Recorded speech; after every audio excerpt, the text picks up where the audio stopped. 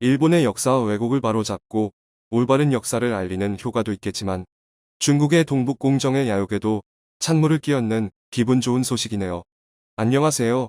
다음은 기사 내용입니다. 한국이 또 하나의 쾌거를 달성했습니다. 미국 교과목 중에서 한국사가 필수 과정으로 포함된 것인데요. 앞으로 미국 학생들이 일제강점기 시절을 배우게 되는 것입니다. 이미 2017년 고급 과정으로 한국 현대사를 배우게 된 미국인들이 현대사만이 아니라 과거부터 중세시대에 이르는 한국 역사를 배운다고 하죠. 알고 보면 미국인들이 스스로 한국사를 원한 덕분에 가능한 일이라고 합니다. 대체 미국에서 무슨 일이 일어나는 것일까요? 지금부터 미국에 부는 한국사 열풍에 대해 자세하게 설명해 드리겠습니다. 불과 몇 년 전만 하더라도 상상도 못하는 일들이 현실에서 연이어 벌어지고 있는데요.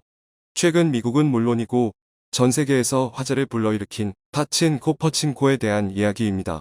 미국 시장에서 가장 뜨거운 관심을 받고 있는 국가는 단연 한국이라고 할 수 있는데요. 미국의 엔터테인먼트 문법으로는 상상도 할 수 없는 방법으로 전 세계 시청자들의 눈과 귀를 즐겁게 하고 있기 때문입니다. 할리우드 거장이라고 할 수 있는 스티븐 스필버그는 공식 석상에서 오징어 게임을 거론하며 할리우드 문법을 완전히 바꿔 놓았다고 고백했죠. 그동안의 성공 방정식이라는 것이 얼마나 오만한 생각이었는지 나이가 든 자신이 아직도 고정관념에 휩싸여 있다는 사실을 토로했는데요. 애플TV에서 야심차게 준비한 파친코 역시 그 누구도 성공을 장담하지 못했습니다. 한국 배우들을 주연으로 캐스팅한 애플의 결정에 많은 이들은 돈을 버리는 일이라고 비난하거나 의구심을 보냈죠. 그러나 파친코가 공개되고 나서 회의적인 시각은 다 사라졌습니다.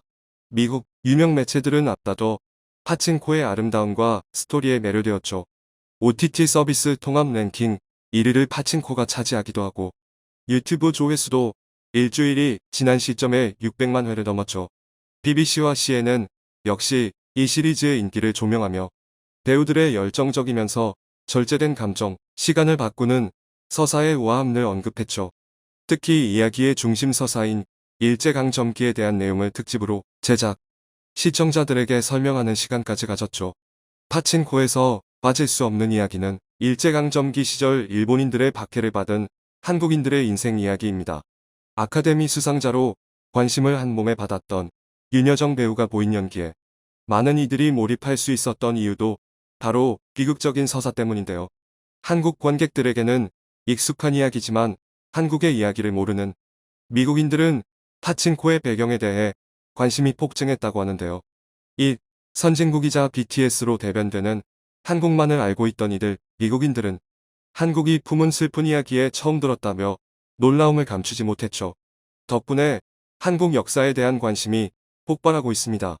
구글 트렌드와 미국 아마존 검색량을 살펴보면 파친코 개봉 전후로 한국 역사와 일제강점기에 대한 질문량이 달라진 것을 확인할 수 있는데요. 파친코 공개일 전후로 약 24%에 해당하는 검색량 차이를 볼 수 있습니다. 한국을 잘 알고 있는 외국인들에게 당연히 질문이 폭증하는 것은 자연스러운 일인데요. 유튜브를 통해 한국 역사를 가르치고 있는 마크 피터슨 프리검영대 교수는 일제강점기가 어떤 시절이었고 왜 한국인들이 고통받았는지 많은 사람이 비로소 알게 되었다며 파친코의 흥행을 반겨했습니다. BTS를 필두로 기생충과 오징어 게임에 이르기까지 한국에 대해 어느 정도 알았다고 생각한 미국인들은 자신의 부족함을 깨닫고 한국어 강좌는 물론이고 한국사 클래스를 찾는 상황. 미국 초중고 학생들도 이는 마찬가지인데요. 때마침 이러한 흐름에 맞춰 미국에서 중요한 소식이 들려왔습니다.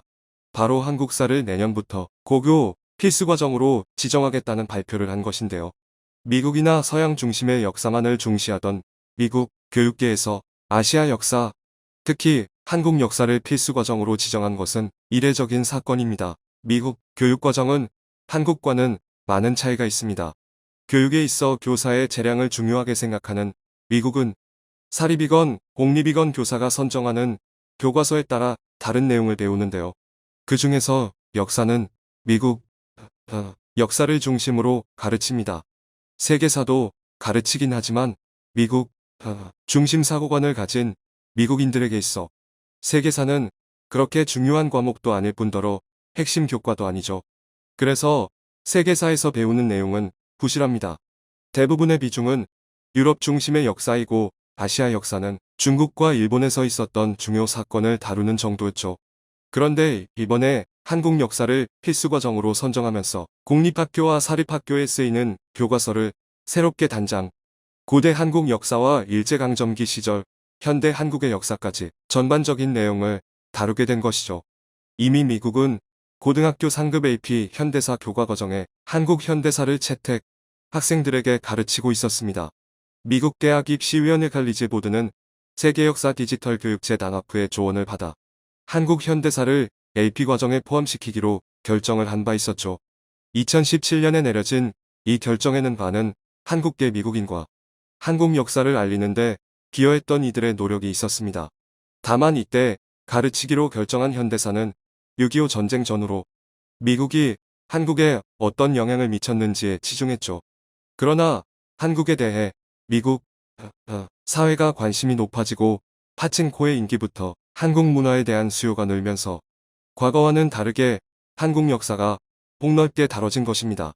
이에 따라 역사를 가르치는 미국 선생님들은 발등에 불이 떨어진 것인데요.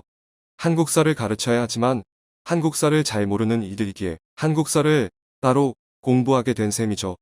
이런 이들을 위해 세계역사 디지털 교육재 단합부는 교사들을 대상으로 콘퍼런스와 세미나를 개최, 이들에 필요한 커리큘럼을 제공하면서 교사들의 폭발적인 관심을 받았는데요.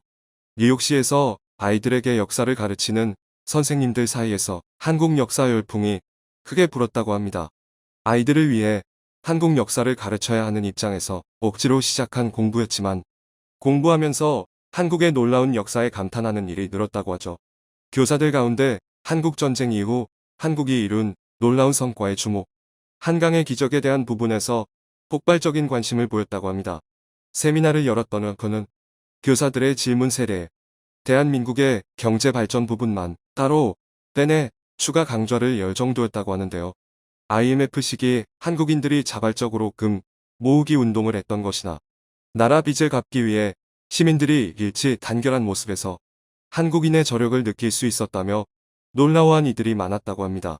아이들에게 좋은 사례를 알려줄 수 있어서 기뻤다는 교사들도 있었는데요. 북한 문제에 대해서도 자세히 알게 되었다는 이들도 있었습니다. 남한과 북한이 왜 생겼고 북한이 끊임없이 미사일 도발하는 것에 대해 자세히 몰랐던 교사들은 이번 기회를 통해 잘 알게 되었다고 하며 한국이 처한 역사적 현실이 비극이라는 것을 체감했다고 하죠.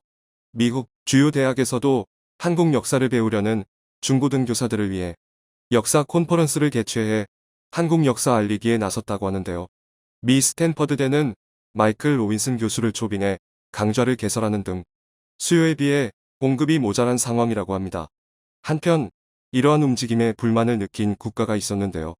이제까지 자국의 역사를 숨기고 감추려고 했던 나라 바로 일본입니다. 파친코의 인기로 인해 일본이 과거 한국을 비롯해 아시아 국가에 저지른 일이 다시 화제에 오르며 일본은 불편한 감정을 감추지 못했는데요. 특히 한 차례 한국에 의해 촉발된 위안부 문제와 관련 파친코를 통해 위안부 문제가 다시 수면 위로 오르자 일본 정부는 다급하게 드라마에 대한 문제 제기를 하며 조작된 역사 주장, 드라마에 대해 불편한 심기를 감추지 않았죠. 일본 우익들도 드라마는 물론이고 미국 내에서 불고 있는 한국 역사 열풍에 대해 부풀린 현상이라며 이를 애써 무시하는 상황. 특히 해외 셀럽들과 저명 인사들이 파친코를 통해 일본의 어두운 역사를 알게 되었다고 하자 단체로 몰려가기까지 했죠. 도미타 코지 미국 주재 일본 대사는 미국 필수 교과로 한국사가 채택된 것에 대해 불만을 드러내며 교육부를 찾아가 이에 대해 항의하기까지 했다고 하는데요. 한국만이 아니라 일본 역사도 교과 과정에 필수적으로 포함. 아시아 역사에서 중요한 역할을 담당했던 일본이 빠지는 것은 오히려 역차별이라는 소리를 하며 한국을 견제했습니다.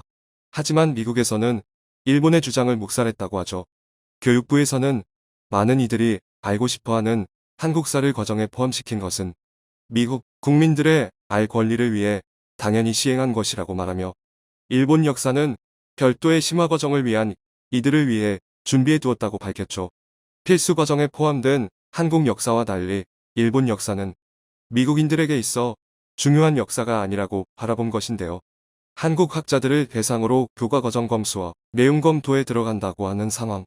문화 강국으로 거듭난 한국의 위상은 미국 교과 과정까지 바꿔 놓았는데요. 아시아를 강타하는 바람으로 끝나는 것이 아니라 전 세계를 강타하는 것은 토네이도로 바뀐 한류가 계속해서 좋은 영향을 가져오길 기원해 보겠습니다. 청중의 일부 의견. 정작 한국 고대사는 일본 사관에 입각한 교수들이 한국 역사학회를 장악해서 잘 못 배우고 있으니 큰일이다. 왜곡되지 않은 한국사를 알아야 동북아를 제패할 수 있다고 느끼는 것이 아닐까요? 정말 반가운 소식입니다. 드디어 세계의 상식으로 인정받는군요. 문화의 힘이 느껴지네요. 대한민국 화이팅입니다. 파친코 화이팅입니다. 왜 미국이 최강국인지 보여주는 사례인 듯. 우리는 현 시점에 자만하지 말고 더욱 겸손해야 합니다. 시청해주셔서 감사합니다.